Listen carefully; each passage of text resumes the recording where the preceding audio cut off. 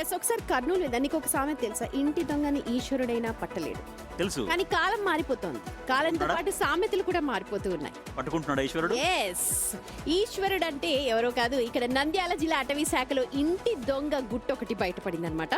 Atmakur division శాఖలో అటవీ సంపదను రక్షించాల్సిన ఫారెస్ట్ అధికారులే కొందరు అక్రమార్కులతో చేతులు కలిపి టేకు కలపను ప్రైవేటు టింబర్ డిపోకు తరలించారు. వెలుగోడు రేంజ్ పరిధిలో గల అప్పిరాజుకుంట సెక్షన్ నందు కొందరు స్మగ్లర్ల టేకు చెట్లను నరికి అక్కడ దాచుంచారు.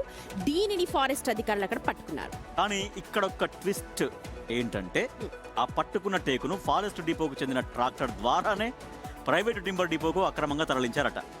అంటే డిపార్ట్మెంట్ ట్రాక్టర్ ఉపయోగించి ప్రైవేట్ టింబర్ డిపోకు ట్రాన్స్పోర్టేషన్ కి వాడేశారు. ఈ విషయం బయటకు రావడంతో ఆత్మకూరు అటవీ division deputy director Vignesh Appav forest range అధికారితో రహస్యంగా ఎంక్వైరీ చేయించాడు. ఇది నిజమని తేలడంతో Velugodu forest incharge ranger Tahir తో పాటు మరో 3 ఫారెస్ట్ సిబ్బందిపై వేటు వేశారు.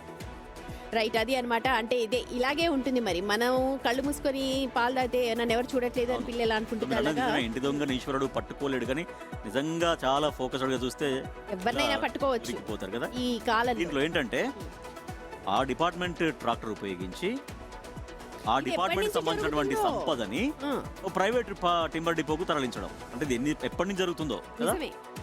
సో వీటన్నింటి మీద కూడా ఫోకస్ చేయాలి, వీటన్నింటి మీద కూడా ఫోకస్ చేస్తాం. ఇలాంటి వార్తల్ని మరింతగా మీ ముందుకు తీసుకొస్తూ ఉంటాం. రైట్.